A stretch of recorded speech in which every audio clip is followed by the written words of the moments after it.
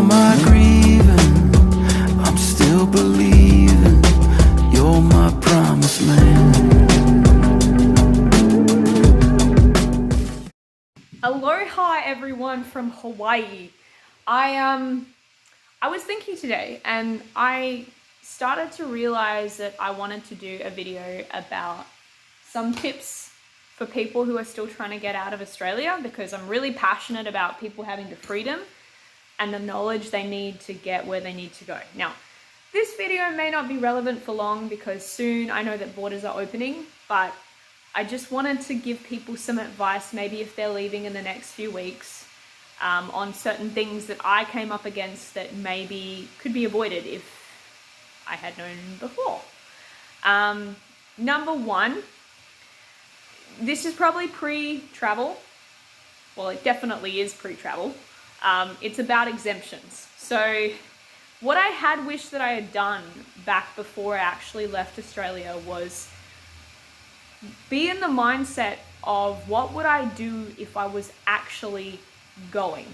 Sometimes the exemption system can make you feel so hopeless that you don't actually prepare like you need to if you were to actually get accepted. So I know I was in a bad mental headspace and I couldn't actually seem to get things to get moving because I was so down all the time, which I understand. But what I would suggest is to try and get some help to get the support you need so that you can focus on it as if you are going. So what would you do as if you were going? I would have got visas sorted quicker. I would have made sure that I was saving money instead of spending it on like comfort food. So that would be a suggestion of mine. For my exemption, we didn't get approved the first time, we got approved the third time. The second time they asked me for a flight itinerary and a statutory declaration. So the one thing that I realized and I was kind of overwhelmed about was the flight itinerary, because I thought I had to buy it in order to get one, but you don't. So like if you go into a travel agency, they can actually do up a flight itinerary for the flights you are planning to do before you buy them for the exemption process. So you just go in there and you say, hey, I want to take this flight. I need to apply for an exemption before I actually buy it, but can you please give me a flight itinerary? And then you can add that into your exemption application. For the statutory declaration, what I would suggest is trying to keep it to the point. So for our application, we tried to keep it direct, and we tried to make it specifically about the need. So like, why I'm leaving for this reason, I need to do this, please let me go. I also didn't really come from like a begging perspective initially. It was more keeping it quite factual, but I did put some honest emotion into the statutory declaration about why and what I needed, and that it was very important for me to go. So we got approved on the third time, and then we had to book flights. One little hint about booking flights as well is make sure that you know what the laws are in the connecting countries. Because initially I was going to book a cheaper one, but if I had done that, I probably would have got stuck in quarantine in one of the countries, and that would not have been fun. So make sure that you either go through a travel agent or you call the consulates yourself or look them up yourself so that you know what the regulations are for those particular places.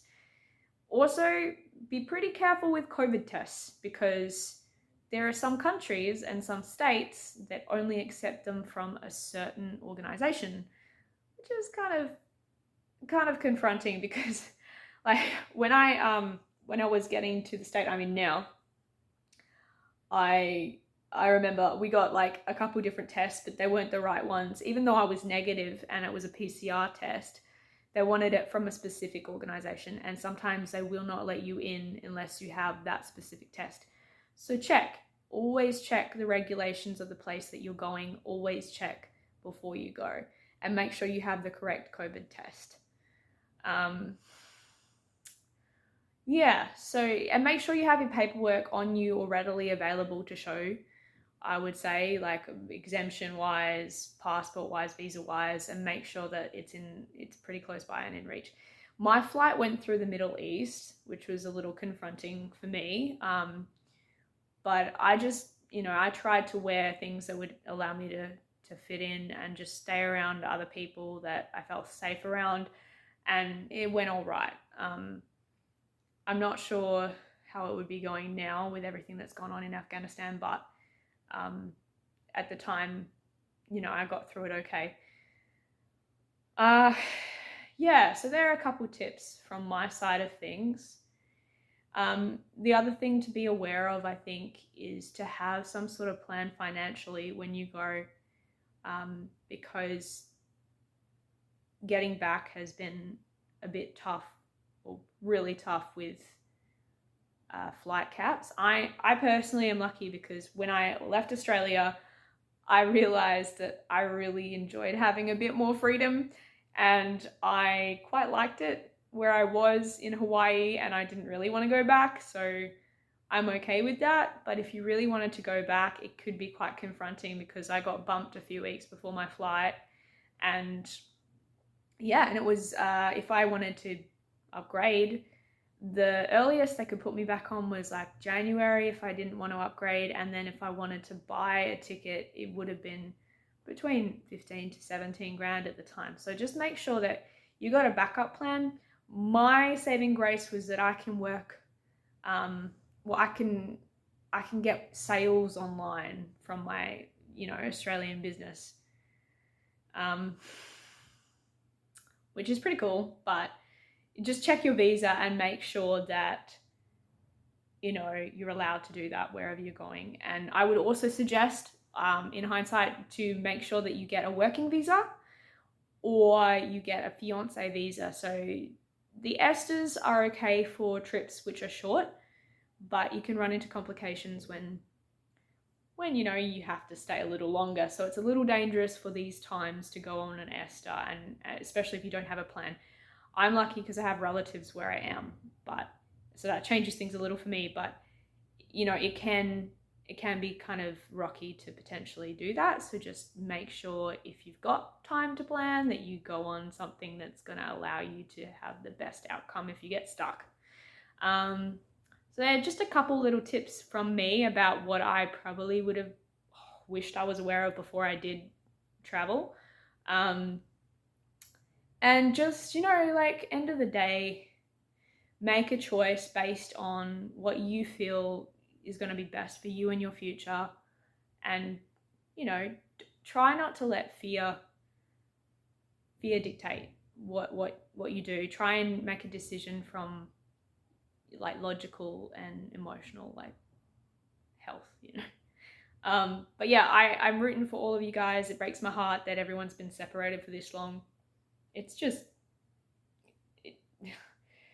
there are no words for all the things that we've been put through as partners who've been separated by borders. It's beyond torture.